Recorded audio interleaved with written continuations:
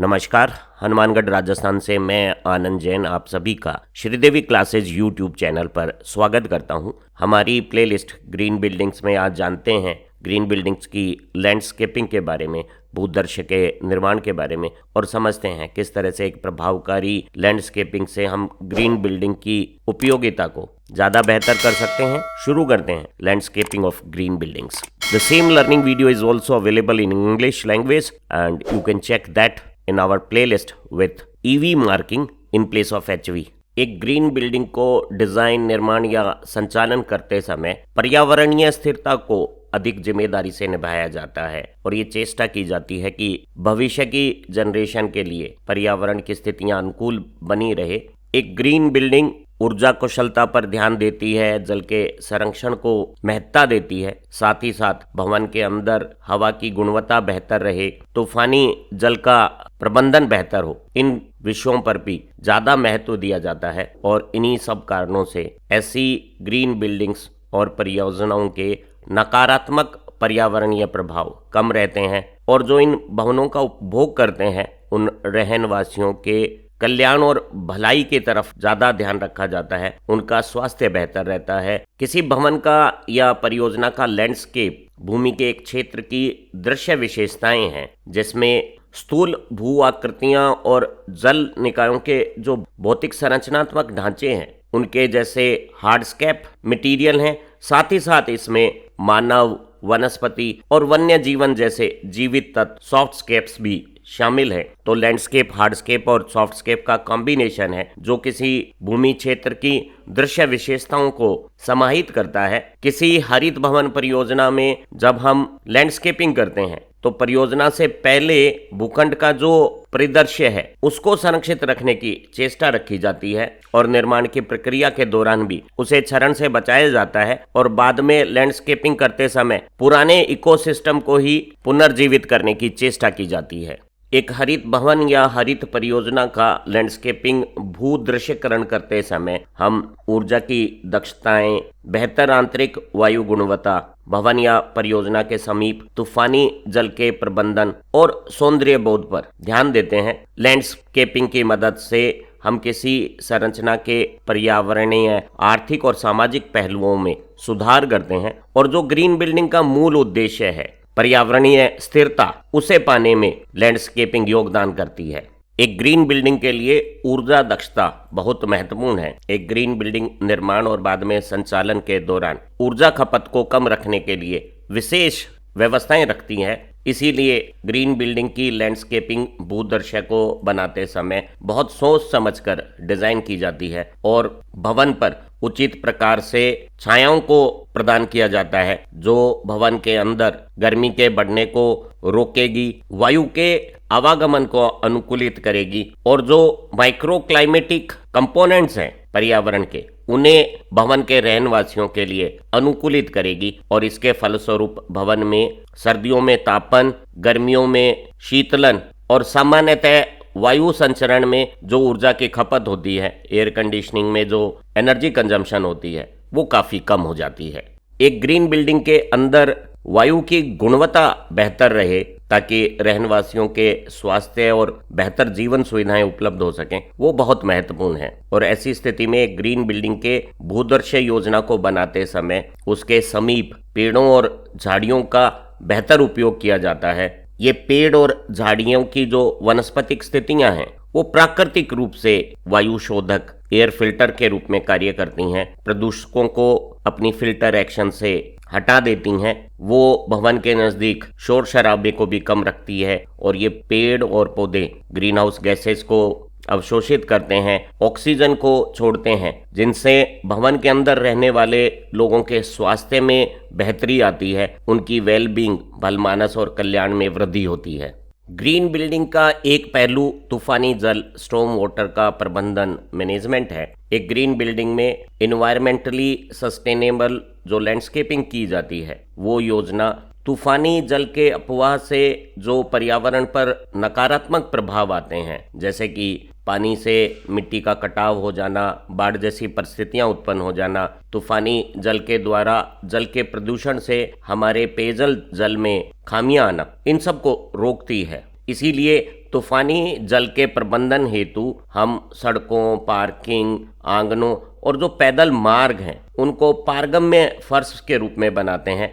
ताकि तूफानी जल उनके माध्यम से जमीन में सीधा जल भरावों की तरफ चला जाए और वो बहते समय पर्यावरण पर नकारात्मक प्रभाव ना बनाए। एक हरित भवन या हरित परियोजना की लैंडस्केपिंग के लिए चारों तरफ वनस्पतिक परिदृश्य बनाया जाता है। जल संचयन के तरीके इस्तेमाल किए जाते हैं ताकि पानी को जमीन में अवशोषित करने, प्राकृतिक रूप से फिल्टर करके जो भूगर्भ में प्राकृतिक जल भर है उनको भरा जा सके। अगर हमने एक अच्छी डिजाइन से लैंडस्केपिंग की है तो सीधे जो स्टॉर्म वाटर का अपवाह है उसे भूमि के अंदर अवशोषित करके या एकत्र करके बाद में फिल्टर करके साफ करके जल भरों में भरा जा सकता है। किसी भी भवन में लैंडस्केपिंग का एक उद्देश्य सौंदर्य बोध, एस्थेटिक्स हैं, लेकिन एक ग्रीन बिल्डिंग में लैंडस्केपिंग करते समय हम रहनवासियों के कल्याण, वेलबींग पर भी ध्यान देते हैं। अगर एक ग्रीन बिल्डिंग की लैंडस्केपिंग को अच्छी तरह से डिजाइन किया गया है तो उस भवन के चारों तरफ जो हरे भरे स्थान हैं वो न केवल आसपास रहने वालों के लिए सौंदर्य बोध में वृद्धि करते हैं, भवन को ज्यादा आकर्षक बनाते हैं, साथ ही साथ इन हरित वनस्पति की उपस्थिति से रहनवासियों के मानसिक और भावनात्मक अनुभूतियों में भी बेहतरी आती है, उनमें तनाव कम होता है, निवासियों के स्वास्थ्य और जीवन की गुणवत्ता में प्रभावी रूप से ग्रीन बिल्डिंग की लैंडस्केपिंग से सुधार होता है। एक ग्रीन बिल्डिंग में एनवायरमेंटली सस्टेनेबल लैंडस्केपिंग निर्माण के कुछ मूलभूत सिद्धांत हैं ताकि हम भवन या परियोजना के समीप पर्यावरण और पारिस्थितिकी स्थितियों को अगली पीढ़ी के लिए भी यथावत बनाए रख सकें। और इसके लिए एक ग्रीन बिल्डिंग के लैंडस्केपिंग में जो स्थानीय परिस्थितियां हैं उसी के अनुकूल देशी और अनुकूलित पौधों और वनस्पति का इस्तेमाल किया जाता है। इस तरह के स्थानीय और अनुकूलित वनस्पति को जब हम लगाते हैं तो इन्हें पानी की आवश्यकता भी कम रहती है, इन्हें ज़्यादा रखरखाव भी नहीं चाहिए और अधिकांश देसी वनस्पतियां बिना अतिरिक्त पानी, पोषक तत्व या बेवजह कीटनाशकों की जो मांग होती है उसके बगैर भी अपने आप को पनपा लेती है और इस तरह के स्थानीय वनस्पति में स्थानीय वन्य जीवन भी पनप जाता है, तो हमारी इन्वायरमेंट और इकोलॉजी में सततता, सस्टेनेबिलिटी आ जाती है। एक ग्रीन बिल्डिंग की लैंडस्केपिंग में जेरिस्केपिक तकनीकों का उपयोग किया जाता है और इस तरह के पौधे और वनस्पति का चयन किया जाता है जो जल की मात्रा की कम आवश्यकता महसूस करते हैं। तो इस तरह के जल कौशल पौधों के साथ साथ हम सिंचाई की जो प्रणालियां हैं वो भी ज़्यादा बेहतर उच्च तकनीक वाली इस्तेमाल करते हैं ताकि हमारे जल संसाधनों का जो सीमित हो रहे हैं उनका संरक्षण हो सके। और ऐसे ग्रीन बिल्डिंग की लैंडस्केपिंग में हम ड्रिप इरिगेशन, ड्रिप सिंचाई, जो वाटर सेंसर्स हैं, स्मार्ट कंट्रोलर हैं, इनका इस्तेमाल करते हैं ताकि लैंडस्केपिंग के लिए जल के उपयोग की किफ़ायत को सुनिश्चित कर सकें। और अक्सर हम इस तरह की ग्रीन बिल्डिंग की लैंडस्केपिंग में जो ग्रे वाटर होता है भवन के उपभोग के दौरान उसका पुनर्उपयोग भी किया जाता है। भवन निर्माण गतिविधियों का पर्यावरणीय प्रभाव न्यूनतम रखना एक ग्रीन बिल्डिंग या ग्रीन प्रोजेक्ट का सबसे अहम उद्देश्य है। इसीलिए जब हम ग्रीन बिल्डिंग्स या ग्रीन परियोजनाएं बनाते हैं तो हम पहले से उपयोग में ली गई भूमि का ही इस्तेमाल करते हैं, नई ग्रीन फील्ड्स का इस्तेमाल नहीं किया जाता है। इसके लिए ब्राउन फील्ड या ग्रे फील्ड या पुराने भवनों को तोड़कर प्राप्त जमीन या कोई खाली पार्किंग स्थल आदि पर नवनिर्माण किया जाता है। जिस समय निर्माण की गतिविधियां की जाती है उसके लिए उचित समय, मौसम की स्थितियां और योजनाएं बनाई जाती हैं ताकि निर्माण सामग्री के फैलने और उसके बारिश के पानी के साथ मिलकर नज़दीक की स्थितियों में मृदा और जल प्रदूषण को कम रखा जा सके। निर्माण और तोड़फोड़ की गतिविधियों के दौरान भी गतिविधियों को एक सीमित स्थान पर रखा जाता है, चारों तरफ से घेरा बनाकर प्रदूषकों के फैलाव को रोका जाता है। एक हरित भवन की लैंडस्केपिंग या भूदर्शन निर्माण में हरियाली की महत्ता सबसे अधिक है और हरियाली के लिए हमें भूमि की उर्वरता चाहिए और भूमि की उर्वरता के लिए जो ऊपरी भूमि की मिट्टी है उसके कटान को बचाना जरूरी है। भवन निर्माण की गतिविधियों के दौरान ऊपरी मिट्टी को सुरक्षित रखने के लिए भवन निर्माण साइट में तलछट बेसिन बनाया जा सकता है, जिसमें एक गड्ढा खोदकर ऊपरी मिट्टी को इकट्ठा किया जा सकता है, या हम एक लाइन में जल बहाव के लंबवत ट्रेंच बनाकर समोच्च ट्रेंचिंग से या मल्चिंग से या मिट्टी को स्थिरीकरण करने की किसी दूसरी विधि से ऊपरी मिट्टी को एक जगह एकत्र करके भंडार कर लेते हैं, और बाद में जब भवन निर्माण की गतिविधियां पूरी हो गई है तो इसी मिट्टी को भवन की पूरी सतह पर पुनः अनुप्रयोग करके इसकी अच्छी उर्वरकता का इस्तेमाल करते हुए हरियाली को विकसित कर लेते हैं। भवन निर्माण की प्रक्रिया के दौरान अगर परियोजना स्थल के अंदर ही कोई मौजूदा परिपक्व पेड़ आ जाता है तो ऐसे परिपक्व पेड़ों को संरक्षित रखने के लिए इन्हें सही तरीके से जमीन से निकालकर पुनः रोपित किया जाता है, और अगर निर्माण की गतिविधियों से भूखंड पर वनस्पति और पेड़ों की हानि हुई है तो उसकी क्षतिपूर्ति नए वृक्षारोपण द्वारा की जाती है, और इस तरह के वृक्षारोपण में स्थानीय देशी और टिकाऊ प्रजातियों को दोबारा लगाया जाता है, और इस तरह की पारिस्थिति का निर्माण किया जाता है जो भूखंड पर भू निर्माण से पहले थी वही दोबारा हो जावे, ताकि हमारी जो पर्यावरणीय स्थिरता की कसौटी है उस पर हमारी ग्रीन बिल्डिंग खरी उतरे। एक भवन निर्माण की प्रक्रिया में जो टॉप उर्वरक सॉइल है उसमें अपवर्धन होता है, सॉइल डिग्रेडेशन होता है, और ये आमतौर पर तब होता है जब हवा, बारिश या बहता हुआ पानी इस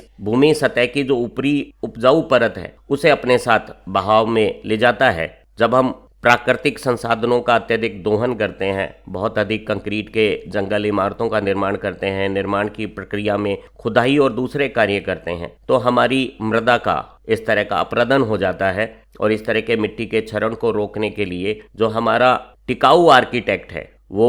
वर्षा उद्यान, अगर अलग अलग स्तर पे मिट्टी है तो रिटेनिंग वॉल्स का निर्माण, और अगर जल बहाव अधिक है तो अंडरग्राउंड फ्रेंच नालियों का इस्तेमाल करता है, ताकि मिट्टी में अपरदन कम हो और हमारी लैंडस्केपिंग की हरियाली आवश्यकता है उसे बनाए रखने के लिए टॉप साइल की जो ऊपरी मिट्टी की परत की उपजाऊपन है वो बरकरार रहे। किसी भी हरित भवन या परियोजना की बेहतर लैंडस्केपिंग के लिए भूकंप की पारिस्थिति का विश्लेषण और मूल्यांकन भी बहुत महत्वपूर्ण है। एक अच्छी प्रभावी हरित परिदृश्य बनाने के लिए, ग्रीन बिल्डिंग की लैंडस्केपिंग के लिए जो हमारा भूखंड है उसकी प्राकृतिक विशेषताओं को समझना और उन्हीं विशेषताओं को लैंडस्केपिंग में उपयोग में लेना आवश्यक है। इसके लिए हमें मिट्टी की गुणवत्ता, भूखंड के चारों तरफ सूर्य की गति, जो वहाँ प्राकृतिक रूप से हवाओं का प्रवाह है उसकी दिशाएं और मात्रा, और जो मौजूदा वनस्पति वहाँ उपलब्ध हैं उन सब का विश्लेषण करना जरूरी है। और एक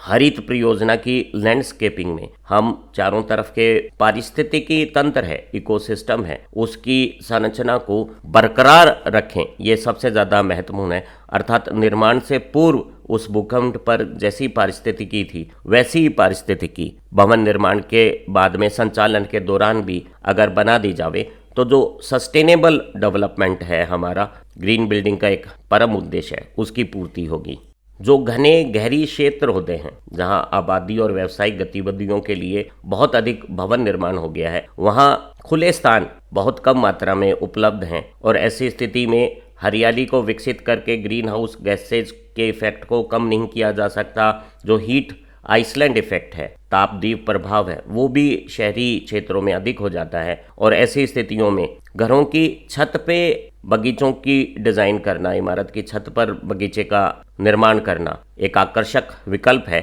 छत पर हम जब इस तरह से बगीचे का निर्माण करते हैं तो ये जो भूमि है वो छत को सीधी छाया प्रदान करती है, छत के इंसुलेशन में सुधार होता है, अंदर ताप में कमी आती है, और शहरी जो तापदीप प्रभाव है, हीट आइसलैंड इफेक्ट है, वो कम हो जाता है। और इस तरह के छत पर बनाए गए बगीचे तूफानी वर्षा जल को भी प्रबंधन करने में योगदान देते हैं, ग्रीन हाउस गैसेज को कम करते हैं, ऑक्सीजन की मात्रा को बढ़ाते हैं, और रहनवासियों के लिए कल्याण और वेलबींग और बेहतर स्वास्थ्यगत जीवन परिस्थितियां बनाते हैं। जब शहरों में खुले स्थान सीमित हों तो हम इस तरह के ऊर्ध्वाधर उद्यान भी हरी दीवार के रूप में भवनों के साथ लगा सकते हैं। इस तरह से सभी प्रकार की वनस्पति से बनी हुई ऊर्ध्वाधर दीवार को हरी दीवार ग्रीन वॉल कहते हैं, जिसके लिए हम सहज चढ़ाई पर चढ़ने वाले ट्रेंडिकुलर पौधे होते हैं या कैस्केडिंग ग्राउंड कवर जो होते हैं उनका इस्तेमाल करते हैं। और इसके लिए विशेष रूप से जो डिजाइन की गई संरचना है उसके सहारे पे इस तरह के ट्रेंडिकुलर पौधे ऊपर तक चढ़ जाते हैं। इन पौधों को जड़ें देने के लिए या तो हम नीचे जमीन पर इन्हें रोपित कर सकते हैं या बीच में कोई आधार पर बागान की जगह बना सकते हैं या इमारत की छत पर भी इन पौधों की जड़ों को रोपित किया जा सकता है और ये ऊर्ध्वाधर रूप से फैलकर एक बेहतरीन हरी दीवार के रूप में वर्टिकल गार्डन बन जाते हैं, जो हमारी ग्रीन बिल्डिंग की आबो हवा को सुधारता है और रहनवासियों की वेल बीइंग स्वास्थ्यवर्धक स्थितियां बनाता है। सतत ऊर्ध्वाधर ग्रीन वॉल की भांति ही टुकड़ों में बनाई गई लिविंग वॉल सिस्टम भी शहरों में काफ़ी इस्तेमाल की जाती हैं, जहां हम ऊर्ध्वाधर मॉड्यूल्स में पहले से बनाए गए पैनलों में वनस्पति को लगाकर स्थापित कर देते हैं और इस तरह से दीवार की संरचना के साथ लगे हुए फ्रेम या गमलों में लगी हुई वनस्पति के ये जो ऊर्ध्वाधर फ्रेम है वो एक लिविंग ग्रीन वॉल जैसी स्थितियां बना देते हैं। हमने जाना कि हरित भवन या हरित परियोजना का जो लैंडस्केपिंग है, भूदर्शीय निर्माण है, वो निर्मित स्थान की पर्यावरण में समग्र रूप से स्थिरता सस्टेनेबिलिटी में योगदान देता है। ये लैंडस्केपिंग ऊर्जा कुशलता, आंतरिक वायु की गुणवत्ता में सुधार, तूफानी जल के संरक्षण और रहनवासियों की भलमानस वेलबींग पर ध्यान देती है और इस तरह से हम सस्टेनेबल लैंडस्केपिंग के सिद्धांतों की पालना करते हैं, ग्रीन लैंडस्केपिंग करते हैं। तो पर्यावरण की दृष्टि से जो उचित प्रकार की ग्रीन बिल्डिंग्स हैं उन्हें बना सकते हैं और वहां रहने वाले लोगों के लिए उच्च गुणवत्ता वाला स्वस्थ जीवन भी प्रदान कर सकते हैं।